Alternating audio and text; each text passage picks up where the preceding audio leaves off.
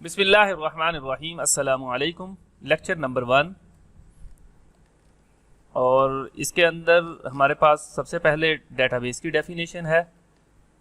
Database क्या होता है? डाटा और बेस, दो वर्ड मिलके डेटाबेस बना रहे हैं। डाटा रफ इंफॉर्मेशन को कहेंगे, रफ कलेक्शन को कहेंगे, और डेटाबेस डाटा को रखने का ऑर्गेनाइज्ड मेथड है कि तरतीब से डाटा रख लिया तो ये डेटाबेस कहलाएगा। आप इनमें से कोई सी भी डेफिनेशन कर सकते हैं जो आपको इजी लग सकते हैं, अपनी भी बना सकते हैं। Organized collection of data is called database. इसके बाद हमारे पास आएगा DBMS, डेटाबेस मैनेजमेंट सिस्टम। तो डेटाबेस कलेक्शन ऑफ डाटा को कहते हैं, किसी भी चीज़ को। और डेटाबेस बनाने के लिए जिस एप्लीकेशन की या सॉफ्टवेयर की ज़रूरत पड़ती है उसे DBMS कहते हैं। तो इससे पहले डेटाबेस देख लें, डाटा देखें तो मुख्तलिफ एग्जांपल दी हैं। क्रिकेट प्लेयर है तो उसका डाटा, उसका name, country, date of birth, speciality वगैरह वगैरह कुछ भी चीज़ें आप कलेक्ट कर सकते हैं। तो किसी भी जिस चीज़ का हमने एक्चुअली डाटा रखना है, डाटा रखते क्यों है? चूँकि हमें ज़रूरत पड़ती है। हमारा कोई सॉफ्टवेयर बनता है तो बैक साइड पे हमारे पास वो डाटा होता है।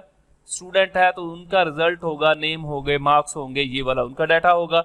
अगर किसी शू शॉप का हमने सॉफ्टवेयर बनाना है तो वहाँ पे जो शू से रेलिवेंट चीज़ें होंगी वो डाटा होगा कि ये शू किस तरह के, लेडीज़, जेंट्स, और मुख्तलिफ टाइप्स उसकी आ जाएंगी। अगर लाइब्रेरी का बनाना है तो बुक्स के हवाले से, शॉपिंग सेंटर का बनाएंगे तो वहाँ डाटा शॉपिंग सेंटर से, प्रोडक्ट से रेलिवेंट होगा।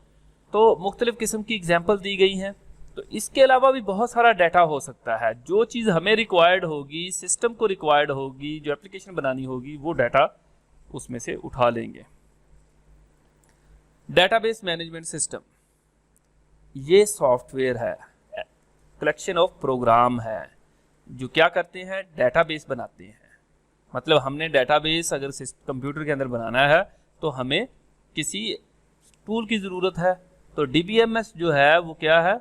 To manage the data and both jointly are called database. को डाटा को मैनेज करना और डेटाबेस की सेटिंग करना, डेटाबेस को बनाना डाटे को लेके, तो इस काम के लिए हमें जिस टूल की ज़रूरत है वो है DBMS, डेटाबेस मैनेजमेंट सिस्टम। पूरा सिस्टम है, इसमें डाटा आगे इसकी डिटेल आ जाएगी टोटल।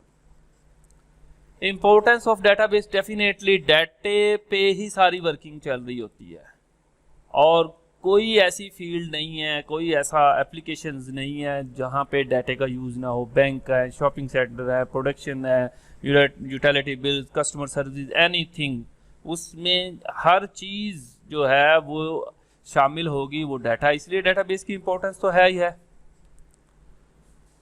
अब कुछ टेक्निकल चीज़ें आई हैं कि डेटाबेस और traditional file processing system. Traditional file processing system कौन से थे?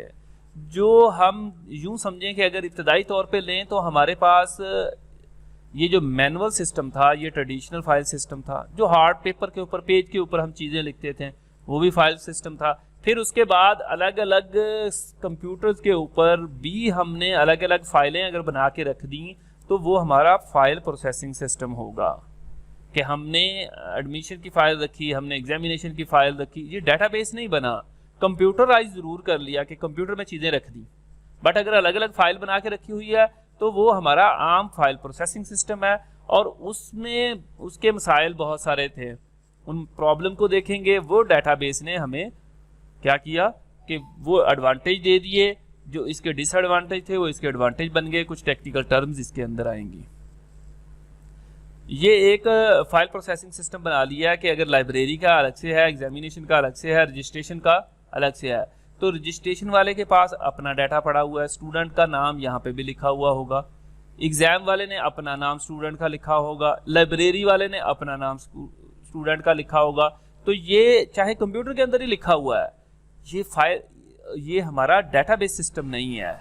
अलग अलग अगर डाटा रखा हुआ है तो वो एक कह सकते हैं कि हमने कंप्यूटर पे चीज़ें रख ली हैं, कंप्यूटराइज कर लिया है। बट डेटाबेस सिस्टम में क्या हो कि इन सब के पास एक ही जगह पे डाटा पड़ा हुआ हो। यहाँ पे प्रोग्राम एंड डाटा इंटरडिपेंडेंसी है। इंटरडिपेंडेंसी का मतलब क्या है कि वो एक दूसरे पे डिपेंड कर रहे होते हैं। और डेटाबेस के अंदर इंडिपेंडेंसी, इंडिपेंडेंसी आज़ादी, कि डाटे का प्रोग्राम से कोई ताल्लुक नहीं है। डाटा आईयूबी में वर्चुअल यूनिवर्सिटी वालों के पास पड़ा हुआ है, आपके सिस्टम पे प्रोग्राम होता है, डाटा नहीं होता।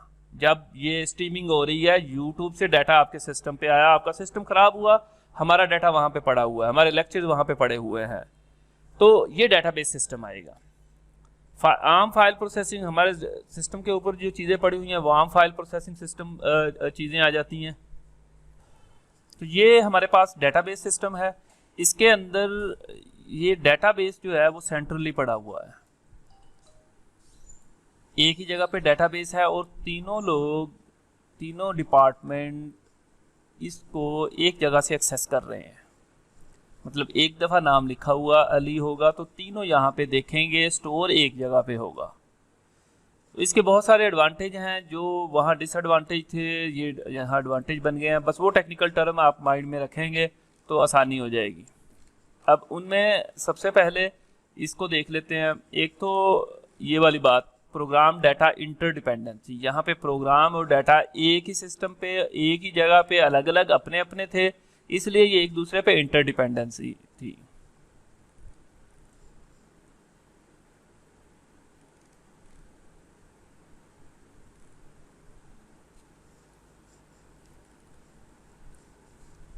और दूसरा, चूंकि नॉन शेयरिंग होती थी इसके अंदर, डाटा एक दूसरे का शेयर नहीं होता था, ये भी इसका एक ड्रॉबैक था, जिस वजह से डाटा डुप्लीकेट भी होता था।